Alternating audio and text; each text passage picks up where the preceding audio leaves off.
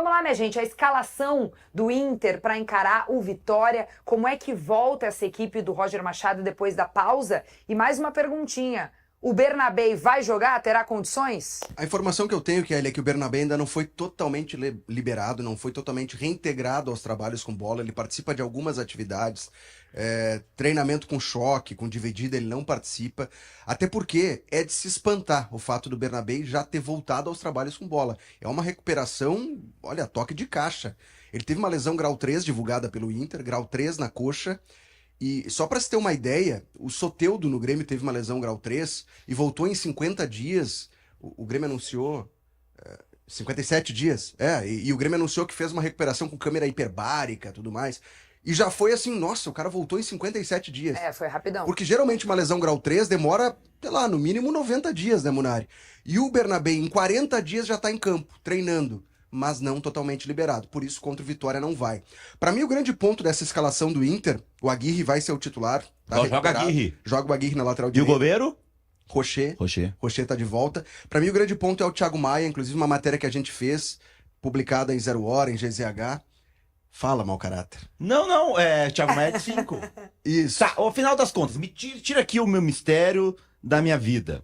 Foi o Roger que inventou o Thiago Maia de 8 ou não foi? Bom, o Roger falou que sim, né? Ele o crédito falou, é dele. Ele falou nessa entrevista que concedeu pros guris no Show dos Esportes, né? Pro Lucianinho, pro Divério e pro Jory Vasconcelos. Eu entrevistei o técnico do Thiago Maia na base do Santos, no time sub-17. Nas raízes. Arão Alves, nas origens do Thiago Maia. O que ele me disse? Que no sub-17 do Santos, o time jogava com meio campo em losango, tinha um primeiro volante, um camisa 5, e o Thiago Maia era o volante pela esquerda. Então tinha um volante pela direita, um camisa 10, e o Thiago Maia era o volante pela esquerda. Assim ele sobe pro profissional do Santos. E aí, claro, no decorrer da carreira, no próprio Santos, vice-campeão da Copa do Brasil, era Thiago Maia e Renato, o experiente Renato, que foi campeão brasileiro com o Santos. Boca de peixe. Ele vai pra Europa e volta em fim de carreira pra encerrar a carreira no Santos. Não sabia que esse era o apelido dele. O apelido do Renato é o Renato Boca de Peixe? Não sabia. Renato qual? Do Sevilha. Pô, bom apelido. Os caras falaram num resenha desses aí, Não sabia. lá no Sevilha. Mas aí depois, da seleção brasileira olímpica, que ele até perde a vaga titular pro Wallace, ex-Grêmio, hoje no Cruzeiro, ele era o 5 daquele time, jogava um tripé de volantes, ele era o camisa 5. Depois vai pro Lille da França, volta pro Flamengo. No Flamengo, campeão da Libertadores e da Copa do Brasil 22, com Dorival Júnior. Era ele o 5, mas aí tem uma outra explicação, e eu conversava com o Éboli, Carlos Eduardo Éboli, né, que é comentarista da Rádio Globo, Rádio CBN, ele dizia o seguinte, que o Thiago Maia, ele era o 5 com a missão de cobrir a subida dos laterais e dar a construção de jogo, com bom passe. Mas o cão de caça, o volante que saía na caça dos adversários era o João Gomes. Pra mim, esse é o grande ponto. O Thiago Maia me parece que pode fazer esse camisa 5. Eu não sei se o Bruno Henrique consegue cobrir essa função à frente do Thiago Maia. E ontem até um ouvinte nosso da Rádio Gaúcha mandou a comparação, que ela é meio Inter de 2006 e PSG atual, né? Mas que o Thiago Maia seria o Pirlo e o Bruno Henrique seria o Gattuso, naquele Milan histórico de 2007. Ou seja, o volante construtor por trás e o segundo volante é que tem a função de destruir as jogadas adversárias. O Thiago Maia, a questão pra mim que envolve ele é o posicionamento dele em relação à bola. Quando tá na saída de bola, favorece pra ele pegar a bola de frente, ter o campo de frente. A gente lembra dos jogos do começo do Gauchão, se eu não me engano, ou se foi ano passado, agora não vou lembrar. Que quando o Inter enfrentava adversários mais fechados, acho que foi no Gauchão. E ele, como segundo volante, o Inter se instalava no campo de ataque, o segundo volante tinha que adiantar na mesma linha do Alan Patrick e ocupar o espaço entre linha, que tu recebe a bola normalmente de costas. Ali ele não funcionava bem. Quando é que ele funcionava bem de segundo volante? Na hora que subia pra pressionar, né? Pra marcar alto. Esse jogo contra o Vitória é o jogo que o Inter vai enfrentar o time do Carille. Se passar do meio de campo, boa tarde. Então o Vitória vai estar lá todo dentro da área, né? Se defendendo. E aí o Inter vai ter que colocar muitos jogadores perto ali, que é a função que o Thiago Maia não faz bem quando ele é o 8.